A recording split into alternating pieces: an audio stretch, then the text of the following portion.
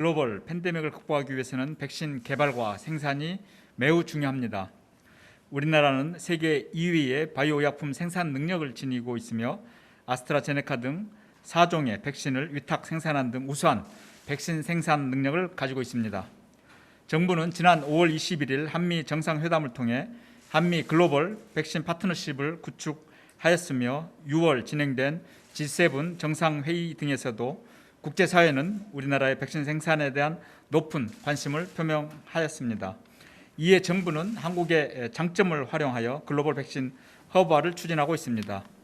정부는 오늘 문재인 대통령 주재로 K 글로벌 백신 허브화 비전 및 전략 보고대회를 개최하였습니다. 이번 보고대회는 제1차 글로벌 백신 허브화 추진위원회를 겸해 개최되었습니다. 김부겸 국무총리를 비롯한 관계부처 장관, 처장, 청장 등 정부 측 위원, 협회, 학회 등 민간 위촉 위원, 백신 개발 기업 대표들이 참석하여 K 글로벌 백신 허브화 추진 전략에 대해 함께 논의하였습니다. 정부는 2022년 상반기까지 국산 1호 백신을 상용화하고 2025년까지 글로벌 백신 시장 세계 5위 달성을 목표로 K 글로벌 백신 허브화를 추진해 나가겠습니다. 이를 위해 향후 5년간 2조 2천억 원의 재정을 투자할 계획입니다. 세부 추진 방안에 대해서 말씀드리겠습니다. 먼저 국산 백신 개발을 끝까지 지원하겠습니다. 그간 정부는 범정부적인 역량을 총동원하여 전임상부터 임상, 생산까지 전 단계에 걸쳐 국산 백신 조기 개발을 지원해 왔습니다. 현재 7개 기업이 임상시험을 진행 중에 있으며 하반기부터 단계적으로 임상 3상에 진입할 것으로 예상됩니다. 특히 SK바이오사이언스는 6월 말 임상 3상 시험 계획을 신청하였으며 8월부터 임상 3상 추진을 통해 내년 상반기에 상용화를 목표로 개발을 진행 중에 있습니다. 정부는 임상 3상의 조속한 진행을 위해 전담 집중 지원 체계를 구축하여 추진 상황을 수시로 점검하고 임상 비용 지원, 선구매 지원, 중앙임상시험 심사위원회 운영, 해외 임상 지원 등 필요한 지원에도 만전을 기하고 있습니다. 국산 mRNA 백신 개발도 적극 추진하겠습니다. 전담 RNA 예산 확충, 사업단을 설치하고 기업 간 컨소시엄 활성화 등 민간의 개발 역량도 강화하겠습니다. 특히 신속한 임상 진행을 위해서 임상시험 참여자에 대한 지원을 강화하겠습니다. 임상시험 참여자 증명서 발급 제도를 신설하고 할인, 감면 혜택 제공 및 자원봉사 시간 인정 등 각종 인센티브를 마련하겠습니다. 백신 개발이 신속하게 완료되기 위해서는 임상시험 참여자 모집이 무엇보다 중요합니다. 이와 관련하여 코로나19 임상시험 포털을 통해 임상 참여자 모집이 등록이 진행되고 있습니다. 국민 여러분들의 많은 참여와 관심을 부탁드립니다. K 글로벌 백신 허브화를 위한 기반도 신속하게 구축하겠습니다. 먼저 백신 생산 역량을 확충하겠습니다.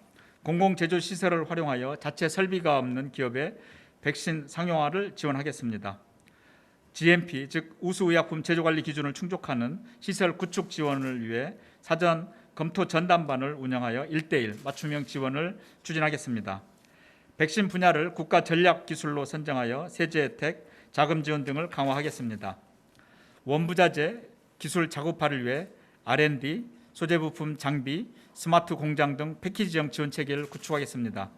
원부자재 수입 시 신속한 통관 물류 절차를 제공하고 국내 보세 공장 반입을 통한 기업의 물류 비용 절감을 지원하겠습니다.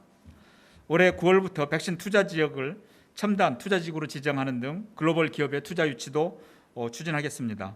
아울러 삼성바이오로직스는 올해 8월 말부터 모더나 mRNA 백신의 완제품 시생산을 계획하고 있으며 원활한 생산이 이루어지도록 정부가 적극 지원하겠습니다. 둘째, 미래 감염병 대응, 고부가가치 백신, 민간 개발 기피 백신 등 차세대 닭가 치료용 백신 개발 등을 위해서 연구 개발, 임상시험, 상용화에 이르기까지 빈틈없는 지원 체계를 구축하겠습니다. 전임상 통합관리 기반 구축, 스마트 임상 체계 도입, 허가 전담 심사팀 운영 등과 함께 조기 제품화를 위한 특허 기간도 13개월에서 2.4개월로 이렇게 대폭 단축하겠습니다. 특히 대규모 임상 비용 부담 문제를 지원하기 위해 1조 원 조성을 목표로 K 글로벌 백신 펀드를 추진하겠습니다.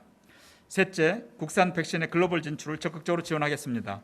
세계보건기구, 아시아개발은행 등 국제기구와 협력을 강화하여 금융 지원을 비롯한 국내 백신 기업의 개도국 진출을 활성화하겠습니다.